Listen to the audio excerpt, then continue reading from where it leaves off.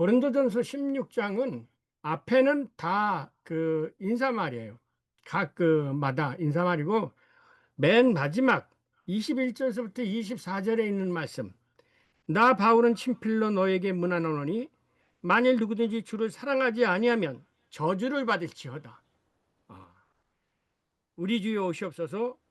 주 예수 그리스도의 은혜가 너희와 함께하고 나의 사랑이 그리스도 예수 안에서 너의 무리와 함께할지어다. 이 말씀이 이제 고린도전서 16장뿐만 아니라 지금까지 써왔던 고린도전서 전체의 마지막 결론 부분이 축도 부분으로 이렇게 끝나죠. 근데 문제는 21절에는 친필로, 이제 내가 확실히 이 친필하는 것은 이 편지가 바로 내 편지다. 내가 여기에 모든 것을 이 쓴 글이 내가 주장한 거 생각하는 거고 똑같다라고 할 전에 확인을 하는 것으로 친필로 사인을 하기죠. 그러니까 이것은 누구나 옛날에는 편지를 쓰고 맨 끝에 그 사인을 하게 되어졌던 것처럼 똑같지요.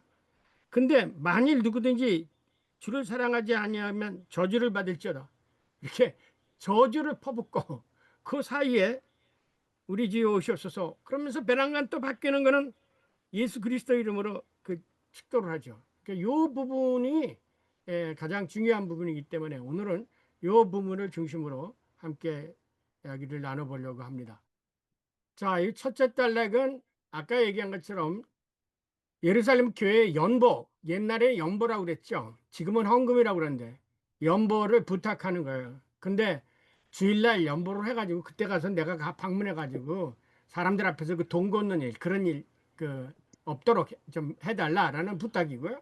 두 번째는 내가 앞으로 너희를 거쳐서 어떻게 전도할 텐데 그 좀 도움이 됐으면 좋겠다라고 하는 얘기고, 세 번째 단락은 디모데를 이제 그네 볼 테니까 디모데를 좀 잘 대우하고 아폴로를 너희들에게 보내려고 하는데 아폴로가 아직 마음을 결정을 안 했으니까 그가 결정을 하면 너에게 갈 거다. 그 아폴로의 의중을 전하고, 네 번째 단락에서는 스테바나 집안의 사람들이 그 자기와 동역을 하고 있는데 그 집안 사람들 그렇게 그 못 믿을 사람이 아니니까 선교에 도움이 되니까 그 사람들도 너희들 다 영접하도록 하라라는 그런 얘기고, 그 다섯 번째 단락은 고린도 교회 교우들에게 기독교 다른 지역에 있는 교우들의 그 안부를 전합니다. 그리고 바울은 모든 교회 그리스도에는 어느 교회나 다 그리스도의 지체니까 서로 무난하고 서로 사이좋게 지내야 된다 그런 거 얘기합니다. 왜냐, 이것은 사도 바울은 교회는 세계 교회는 다 하나의 교회다. 그래서 여러분이 잘 아는 카톨릭 교회가 생긴 거죠. 카톨릭이라는 말이 뭔지 아시죠? 보편적인 교회예요. 그러니까 세계에 있는 모든 교회는 다 그리스도의 몸이다. 똑같은 다 그리스도의 몸의 교회다라고 해서 보편적인 교회. 사도 바울은 그런 의미에서 어느 교회 어느 지방에 있든지 예수 그리스도의 이름으로 모이는 교회는 다 하나님의 예수 그리스도의 몸에 그리스도의 가치치니까 서로 도와야 됐고 서로 어려운 일이, 그래서 예루살렘 교회가 어려움이 있으니까 소아시아에 있는 교회가 연보를 해서 예루살렘에 가지고 가려고 했던 거예요.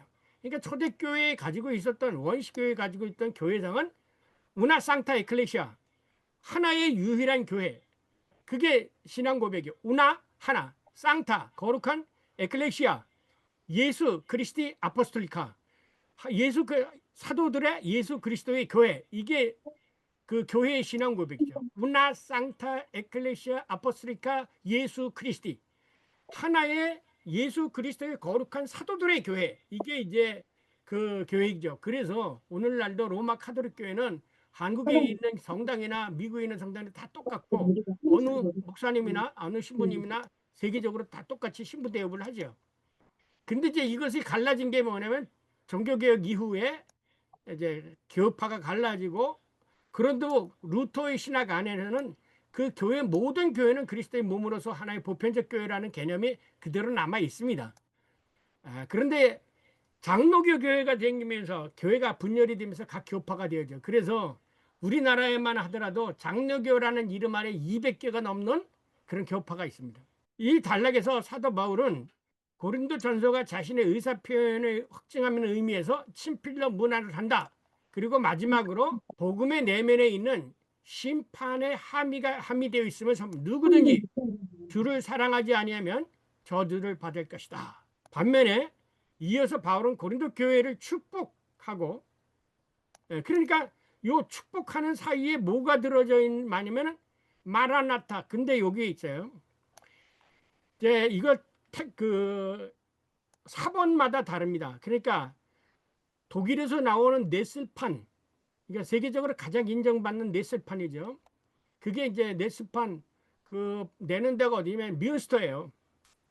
이장석 교수님 아시겠지만 뮌스터의 그 크루츠 알란트가 거기 그 세계의 신약 성경 사본 연구소가 있지 않습니까?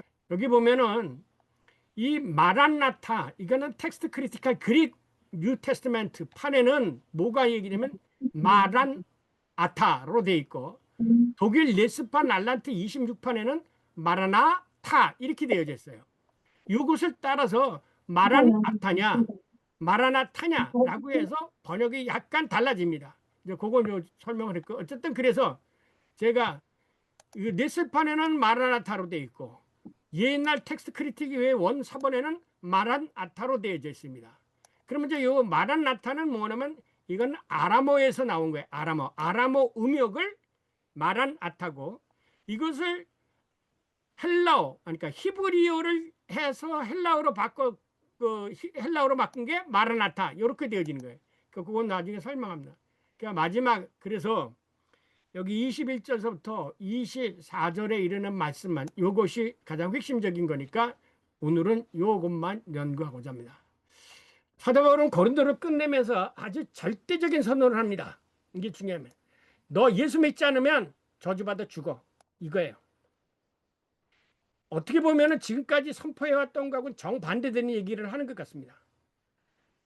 이 말은 바울이 마지막으로 선언은 실제로 예수를 사랑하지 않는 사람들을 저주하기 위해서 지금까지 예수 그리스도의 십자가의 죽음과 부활을 실컷 얘기해놓고 끝에 와서 예수 안 믿으면 넌 이제 죽어, 저주받아, 이렇게 겁주기 위해서 이 얘기를 한 거냐? 이건 아니죠. 이것은 예수 그리스도의 십자가 대속의 죽음과 부활 승천 그리고 재림에 대한 복음의 절대성을 강조하는 거예요. 그래서 예수 그리스도 밖에는 구원이 없다. 그래서 교회 밖에는 그걸 뭘로 바꿨죠? 캐톨릭은 교회 밖에는 구원이 없다. 그러니까 예수 그리스도를 떠나서는 구원이란 있을 수 없다. 이 복음의 절대성을 얘기하기 위해서 예수를 사랑하지 않고 하는 자들은 저주를 받을 적이다, 이럽니다.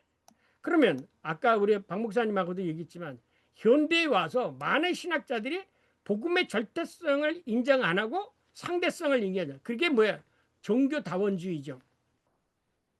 그러니까 한국에서도 뭐 옛날에 그 이 일본 사람 내천감사에게 그 교육을 받고 온 사람들이 누구냐면 우리나라의 함석헌 씨.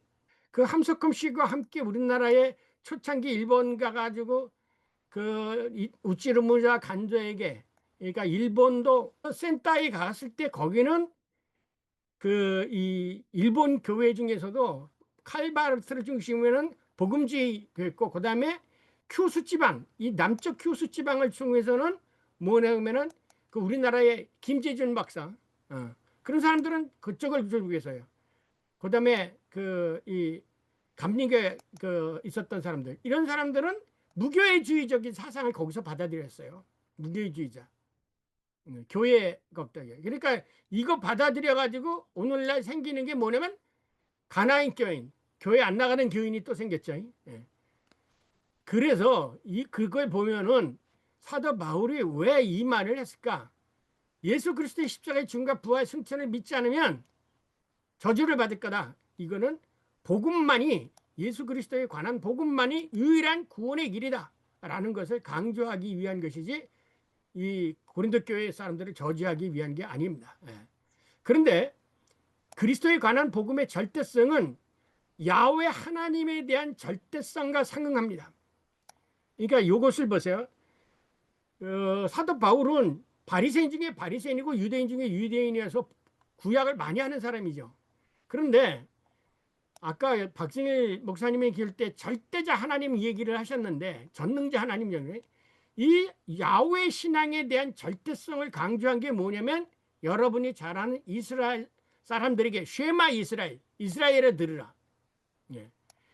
여호와는 오직 한 분이시니 여호와 하나님을 믿고 뜻과 마음과 정성을 다하여 사랑하는 사람들은 이런 복을 받고, 만약 그렇지 않고 다른 신을 섬기는 자들은 멸절되어 죽어버릴 것이다 라는 이 신명기 6장 4절서부터 11절까지를 읽으시면 오늘 이 사도 바울이 얘기한 것처럼 야훼를 믿지 않으면 저주를 받고 야훼를 믿으면 복을 받고 잘 살 것이다 라는 이 두 가지 야훼 신앙의 절대성을 주장한 것이 뭐냐면 이게 쉐마 이스라엘이에요.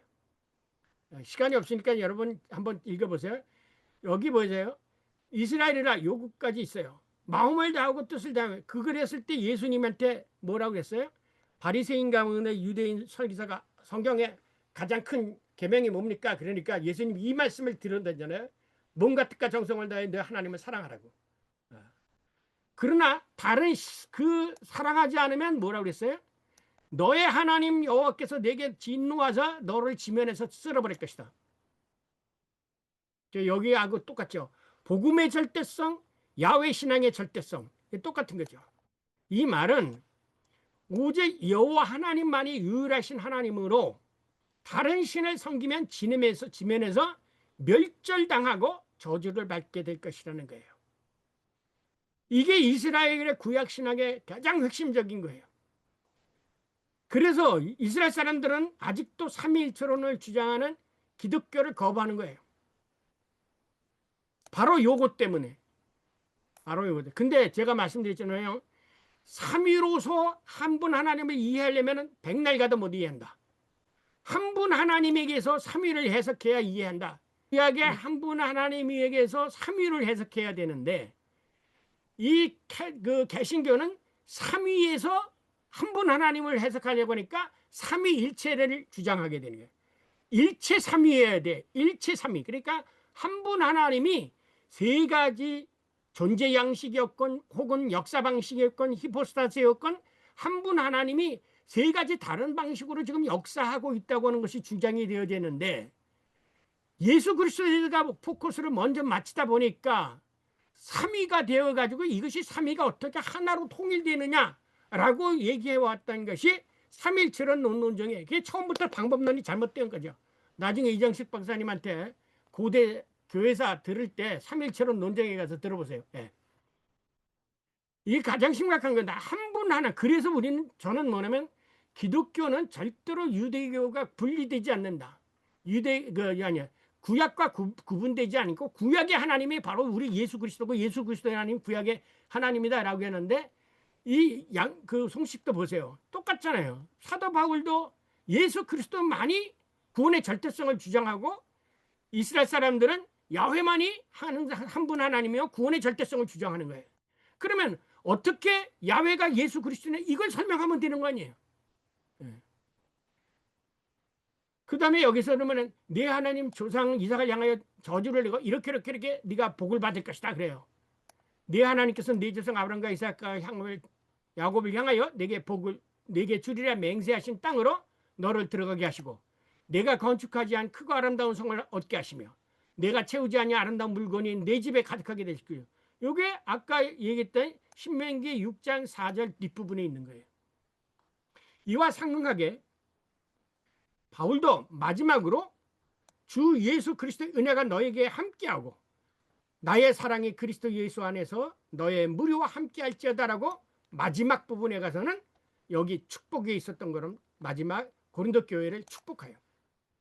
그렇다면 왜 요 마라나타 혹은 말란아타가 왜 이 저주와 축복 사이에 싹 삽입되어졌느냐? 요게 중요한 겁니다. 이게 그냥 지금까지는 이 마라나타에 대한 연구를 사람들은 요게 옷이 없어서 마지막 종말을 기대하는 기도다 이렇게 그 이상 해결해 놓은 것이 없습니다. 해설이 없어요. 제가 발견하기에는. 모르겠어요. 아직도 제가 이것을 연구한 사람을 못 봐서 그런지 모르지만 제가 지금 차기는 아직도 이 말란아타라는 이 말의 의미가 왜 그 사기에 삽입되어져 왔는지 그 점에 대해서는 설명하지 않고 다만 이 마라나타라는 게 무슨 뜻이다, 요것으로 끝마치고 있어요. 그래서 오늘은 요게 중심이에요. 이 마라나타 혹은 마란아타는 성경에서 오직 여기 고린도전서 16장 22절에 딱 한 번 나옵니다. 성경 66권 구약과 신약 가운데 단 한 번 나오는 게 마라나타. 마라나타가 바로 고린도전서 16장 22절에 딱 한 번 나옵니다. 근데 이제 이와 유사하게 번역된 것이 있어요. 우리말 성경에 아멘 주 예수 오시옵소서라고 하는 것은 요한계시록, 이것도 요한계시록 맨 끝머리 20장 20절에 있어요. 마지막 부분에. 그러면 사도 바울이 고린도전서 맨 끝머리 가서 마라나타 한 거하고 요한묵시록에 맨 끝에 가서 그 묵시록 맨 22장 가서 아멘 주 예수 오시옵소서라고 하는 거하고 이게 어떤 유황수가 갖고 어떤 의미가 있느냐, 이게 중요한 거예요. 네. 그렇다. 근데 이제 이게 의미가 다른 거예요.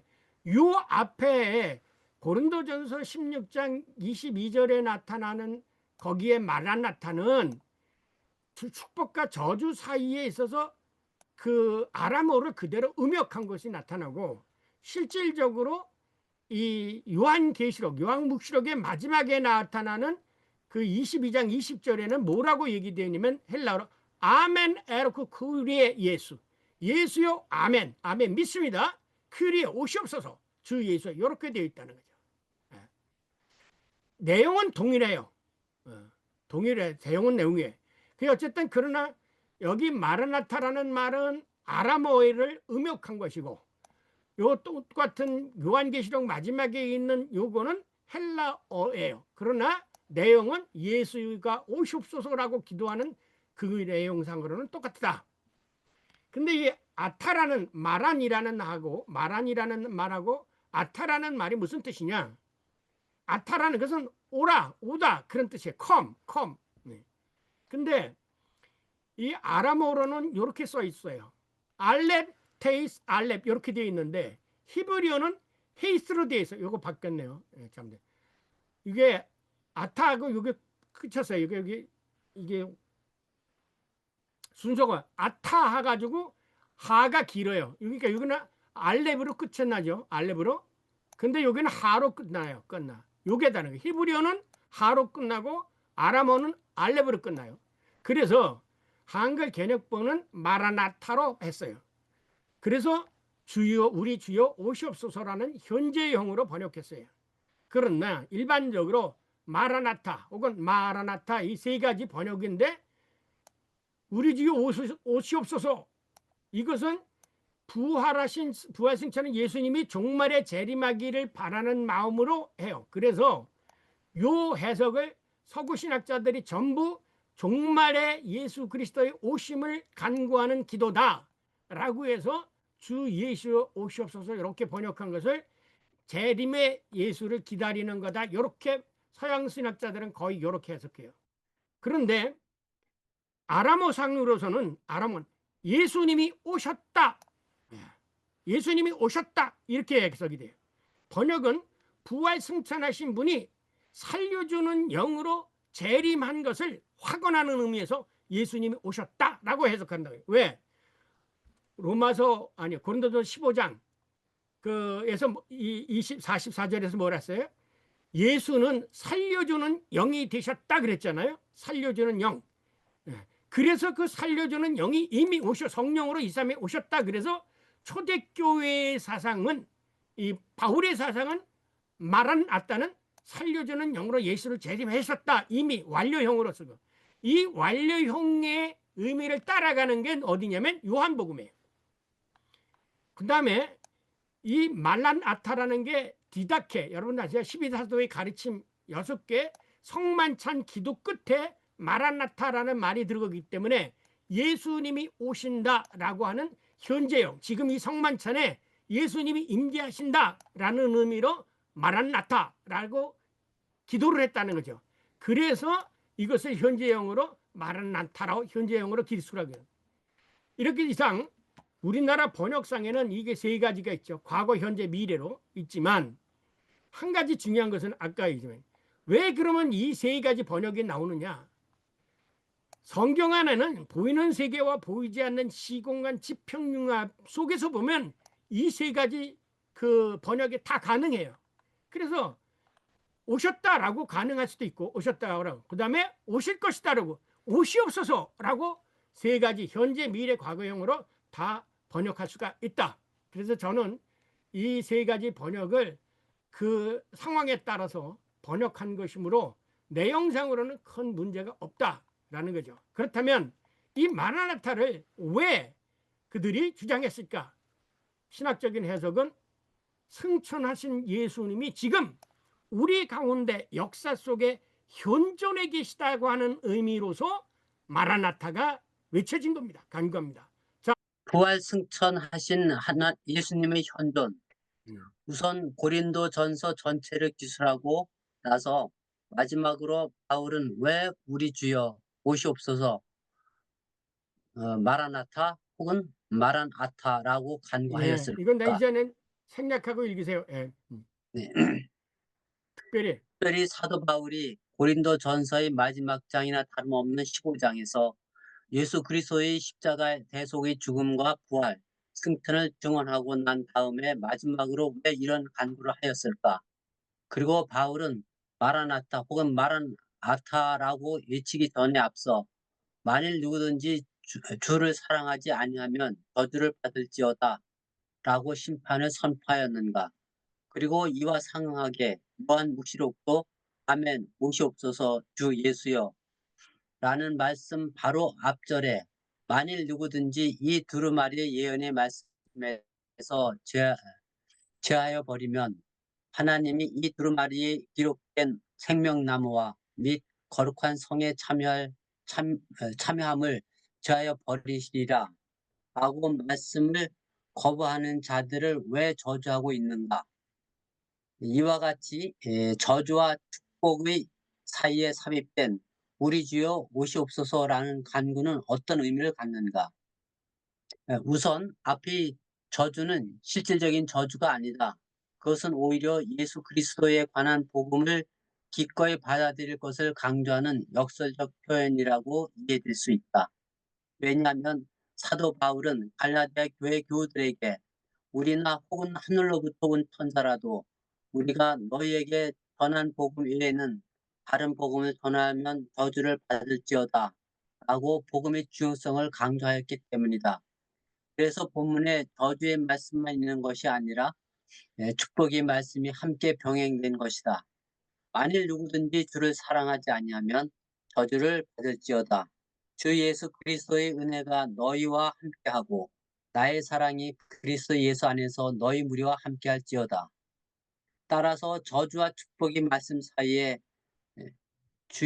우리 주여 오시옵소서라는 말씀이 삽입된 것은 저주와 축복의 주가 아람어로 메레라 네, 맞습니다. 아람어로 메레. 예. 바로 십자가 대속의 죽음을 죽으시고 부활 승천하신 예수 그리스도이심을 강조하기 위한 것으로 이해된다. 여기 이 메레라는 것은 마란 아타의 그 아람어예요. 이 아람어의 메레라는 뜻은 뭐냐면 주라는 뜻이에요. 주. 이 주라는 뜻이 그 무슨 뜻이요? 그래서 아람어 말이 나의 주 메레 주님은 구약과 유대계 전통에서 여호와 하나님을 아도나이 주라고 부르는 것과 마찬가지로 아람어로 메레 마라 이렇게 불렀던 거죠. 그러니까 하나님 주여 오시옵소서라는 것은 이스라엘 사람들이 여호와 하나님을 아도나이 주여라고 부르는 것하고 똑같은 의미로서 불렀는데 거기에 예수를 첨가시켰느냐? 그것은 뭐냐면 예수가 바로 그 말에 이 아람 사람 아람어에서 말하는 이 주는 제사장, 재판관, 왕과 같은 사회적으로 높은 사람들을 예유하기 위해서 부르는 게 아도나이였었어요. 그래서 야훼 하나님을 부르지 않고 아도나이라고 불렀던 주요, 이것은 뭐를 얘기하냐면 주권을 얘기하는 거예요. 주권. 이 케제만도 이 본문을 해석할 때 하나님의 주권을 강조하더라고요. 주권. 그러니까 이 축복과 저주의 주권이 누구에게 있느냐? 이게 바로 예수 그리스도에게 있다는 거예요. 예. 그러니까 예수 앞에서 그렇기 때문에 예수 그리스도를 사랑하지 않는 자는 저주를 받을 수밖에 없고, 예수 그리스도는 몸과 뜻과 정성을 다해서 하려면 하나님이 주시고자 하는 축복을 받을 수밖에 없다. 이게 똑같이 앞에서 신명기에서 여호와는 한 분이시니 너는 몸과 마음과 뜻과 정성을 다하여 내 하나님을 사랑하라. 그리하면 내 집이 이런 복을 받고 만약 우상을 섬기게 되면 너는 이런 저주를 받을 것이라 라고 하는 것처럼 예수 부활 승천하신 분이 바로 곧 구약에서 얘기했던 그 한 분 하나님이 에게 가지고 있는 권한이 바로 예수 그리스도가 가지고 있는 권한이다 라고 하는 것을 강조하기 위해서 이제 그 사도 바울이 축복과 저주 사이에 마라나타라는 이 말을 삽입한 거죠. 이런 점에서 우리 주여 오시옵소서라는 기원은 우리를 위하여 십자가 대속의 죽음을 당하시고 부활 승천하신 예수 그리스도가 바로 저주와 축복의 주가 되어 주시길 간구하는 것으로 이해될 수 있다. 따라서 마라나타 혹은 마란아타를 어떻게 번역하든 1. 우리 주여 오시옵소서. 2. 우리 주님이 오셨다. 3. 우리 주님이 오신다. 모두 합당한 번역이 될 수 있다. 왜냐하면 부활 승천하신 주님은 처음과 나중으로서 보이는 세계와 보이지 않는 세계의 시, 공간, 지평, 융합 속에서 지금 일을 하고 계시기 때문이다. 요한계시록을 여러분 딱 읽어가 보세요. 1장서부터. 그러면 1장서부터 8절이나 18절을 가게 되면 거기에 나타나는 게 있죠. 뭐냐? 나 알파와 오메가, 처음과 나중, 한 번 죽었노라가 나오죠. 그리고 그 요한계시록 맨 끝에 가서 아까 나오는 아멘 주 예수 오셔서 나타나죠. 그러니까 이것은 뭐냐면 요한 묵시록사기에 나타나는 보이지 않는 우리들의 이 세계의 영적 세계를 우리 영적 세계에 나타나는 그 알파 오메가 시간과 끝 이 세계를 다 주관하고 계시는 예수 그리스도에 대한 고백이죠. 마찬가지로 사도 바울은 이미 이걸 알고 있었던 거예요. 그래서 우리들의 축복과 저주의 주관자가 누구냐? 우리 주님은 저주하는 분이 아닙니다. 하나님을 찾는 자에게는 7번씩 70번에도 용서해 주시고 언제든지 하나님은 죽을 자라도 죽는 걸 원치 않은 분이시고 언제든지 돌아오기를 바라는 분이다. 그래서 회개하고 하나님에게 나오라 그러지 않습니까? 이렇게 여러분이 이 성경의 복음의 내용을 설교화하는 작업, 이게 가장 중요한 거예요. 복음을 설교화하는 작업. 이건 또 다른 재능이에요. 이게 에반겔리제이션이야. 이걸 잘해야 되는 거예요.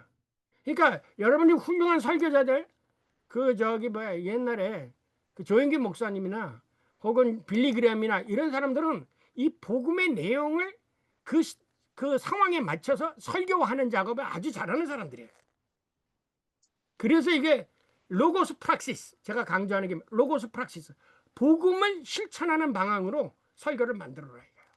로고스 프락시스. 그래서 실천신학은 어디서 나와야 되냐면 이 조직신학적 성서신학에서 나와야 되는 거예요. 그런데 그걸 못해요 사람들이. 이 복음의 내용을 오늘 하는 것도 요 내용을 가지고 그대로 전하면 무슨 소리인지 몰라요. 이거는 제가 이 성경을 주석하니까 하는 거지만 이거를 설교하려면 아까 말씀드린 대로 그 작업으로 변형을 시켜야 되잖아요. 따라서 고린도전서 1장에서 15장에서 사도 바울이 증언한 내용을 고려할 때 특히 예수 그리스도가 살려주는 영이 되었다라는 증언을 주목할 때 우리 주여 오시옵소서 마라나타 혹은 마란아타라는 간구는 부활 승천하신 예수 그리스도의 현존을 증언한 것으로 이해되어야 할 것이다. 왜냐하면 예수 그리스도는 이 세상을 저주하고 심판하러 오신 것이 아니라 오히려 구원하러 오셨기 때문이다. 그러므로 우리 주여 오시옵소서라는 간구를 22절에 잇대어 읽을 것이 아니라 오히려 23절의 전제로 읽어야 할 것이다. 즉 만일 누구든지 주를 사랑하지 아니하면 저주를 받을지어다. 우리 주여 오시옵소서. 그러면 우리 주 예수 그리스도의 은혜가 너희와 함께하고 나의 사랑이 그리스도 예수 안에서 너희 무리와 함께 하시리라. 네, 자 이제 이해되시죠? 요 아멘 주 예수 오소서가 이 저주와 함께 사이에 있기 때문에 요거를 지금 예수 그리스도가 현존하고 계시다. 그래서 여러분이 예수를 받아들이면 여러분과 함께 하시고 여러분의 삶이 편해지고 여러분과 함께 하시는 이 역사가 은혜가 여러분에게 임합니다. 아멘 주 예수 오시옵소서. 이렇게 설교가 되어진다는 거죠. 그러니까 이 말을 앞에다 할지 말고 만일 주주를 버기면 이런 저주를 받아요. 그러나 주님이 오시면 주여 오시옵소서. 지금 오시면 그러면 여러분들에게 이러한 축복이 임할 것입니다. 이것이 예수 그리스도의 부활과 승천을 현존화시키는 페어 게겐베르티겐 현지화시키는 거라는 거죠. 그러니까 이 마라나타라는 말을 왜 사도 바울이 얘기했느냐면 앞에서 얘기했던 예수 그리스도의 십자가 죽음과 부활 그 긴 이야기를 지금 살아서 우리와 살려주는 영으로 함께 하십니다. 예수여 지금 이곳에 오셔서 라고 하는 거라는 거죠. 이 마지막에 이게 얼마나 웅장한 마지막 그 클라이막스겠습니까? 부활 승천하신 예수님이 지금 하나님 우편에 앉아서 가만히 쉬고 계십니까? 이거는 크리스텔리히의 테이즘이에요. 테이즘 아시죠? 창조하신 하나님이 창조해놓고 나서 하늘 높은 곳에 가만히 쉬고 그 다음부터는 자연의 법칙에서 우여진다, 운행된다. 이게 테이즘의 이신론. 지금 이게 만약에 예수 부활 승천하신 분이 하나님 우편에서 가만히 놀고 계시다 그러면 이건 기독교적 이신론이에요. 가만히 계십니까? 아니죠. 무언가를 지금도 역사하고 계세요. 그럼 역사는 시민용이야? 살려주는 영이 되셨다는 거죠. 아니면 부활 승천했다가 먼 곳에 이렇게 있다가 먼 훗날 언제 뭐인지 모르지만 그때 오실 거다. 이게 지금 서구 신학이 가지고는 일차원적 종말론이에요. 일차원적 사고에서의 종말론이에요. 아 언제 모르냐. 아 예수님도 모른다고 하는 걸 지네들이 마음 끝에 올지 언제 올지 어떻게 알아. 그러니까 이게 신학자들이 한 짓이에요. 그거는. 예수님 하나님 살아 안 계세요? 지금 살아 계시잖아요. 아니면 부활 승천에게 살려주는 영으로 이미 오셔서 십자가의 대속의 은혜를 받도록 우리 가운데 지금 일하고 계시는가? 여기 보세요. 이 동네를 떠나서 저 동네로 바뀌거든 가기 전에 이 동네에 다니지 못하기 전에 인자가 오리라. 예수님 벌써 이 말씀하셨어요. 그런데 참 놀라운 것은 이 독일 신학자들이 요한복음을 영지주의의 영향이라고 해서 요한복음의 증언을 많이 일축해버려요. 일축해버려요. C.H. 다드라고 영국의 유명한 신학자 있어요. C.H. 다드는 요한복음을 연구하면서 가장 중요한 것은 고테스 게겐바르트 하나님이 지금 살아계시다. 창조하신 분이 지금 살아계시고 부활 승천하신 예수님이 살아계시고 성령으로 살아계시고 이 성부 성자 성령 삼위일체 하나님이 한 분씩 지금 살아계시다. 이걸 강조하는 게 요한복음의 신학이에요. 아니면 승천하신 예수님은 하나님 우편에 앉아 계시다가 쉬었다가 너 3년 동안 수고했으니까 쉬어. 나중에 구름 타고 내려가. 재림이 새로운 인카네이션인가? 아니잖아요.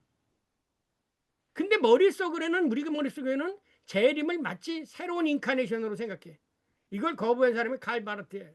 그래서 그 성만찬일 때 레인카네이션을 강조했던 캐톨릭 신학자들이 절대 레인카네이션이 아니에요. 재림이 절대 레인카네이션이 아니에요. 이미 예수님이 신령한 몸으로 바뀌었는데 신령한 몸으로 부활했는데 신령한 부활한 부분이 이 세상에 또다시 나타나 우리들이 볼 수 있는 이 시공간의 세계로 유일하신 한 분 하나님 쉐마 이스라엘 유일하신 여호와 한 분 하나님이 지금은 살아계시지 않는가? 지금은 잠자고 계셔? 어떤 망으로 우리들이 알지 못하는지만 지금 살아서 역사하고 계시지 않아요? 창조주 하나님이 지금 살아계시지 않아? 이 아주 심플한 사고를 신학자들이 쇠뇌당해가지고 신학의 쇠뇌당해가지고 모르는 거예요.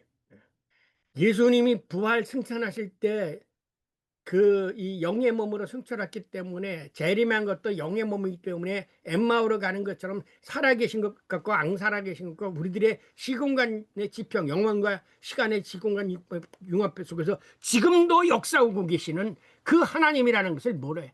그래가지고 왔다 갔다 온다 이런 식으로 왔다 갔다 온다. 아니 지금 하나님 안 계시면 못으로 기도해? 교회는 못으로 가고 예배는 왜 드려? 요 질문 여러분이 깊이 명심하시기 바랍니다. 여러분 자신에게 이 질문을 던지고 한번 답변해 보세요. 부활 승천 예수님이 하나님 우편에 가만히 쉬고 계신가? 아니죠. 아니면 부활 승천하신 분이 살려주는 영으로 가서 지금도 우리 가운데 역사하고 계신가? 아니면 승천해서 가만히 쉬고 있다가 우주 역사의 마지막 순간에 가서 다시 짠짠 하고 나타나시는 분인가? 유일하신 한 분 하나님은 태초 때부터 지금까지 살아계신 분 아닌가? 요 질문, 간단한 질문이지만 이 질문에 여러분이 스스로 답변을 찾아야 돼요. 답변하실 수 있어야 돼요. 그러면 성경이 풀립니다. 고린도전서가 보이고 구약이 보이고 살아계신 하나님이 보이는 거예요.